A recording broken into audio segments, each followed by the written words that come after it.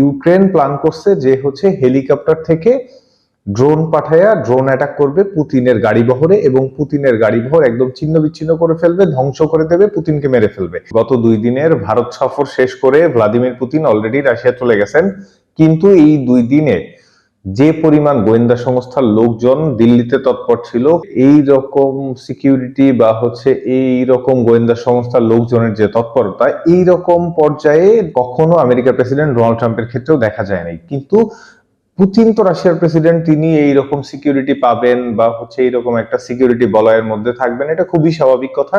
কিন্তু এইবারের ব্যাপারটা মনে হইলো খুবই এক্সেপশনাল। এত বড় সিকিউরিটি এরকম সাধারণত কারো ব্যাপারে দেখা যায় না। এর পিছে কিছু কারণ আছে। পুতিন, রাশিয়ার ফরেন মিনিস্ট্রির তথ্য বলছে বা অনেক সংবাদ মাধ্যমগুলো বলছে, এই পর্যন্ত অফিসিয়ালি রাশিয়ান গভর্নমেন্ট জানাইছে ভ্লাদিমির পুতিনকে এই পর্যন্ত 20 বার অ্যাসাসিনেশন বা মেরে ফেলে দেওয়ার যে চক্রান্ত করা হয়েছে, এটা অফিসিয়ালি 20 বার হয়েছে।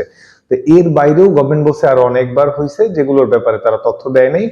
তো ওইখান থেকে কিছু ব্যাপার দেখলাম।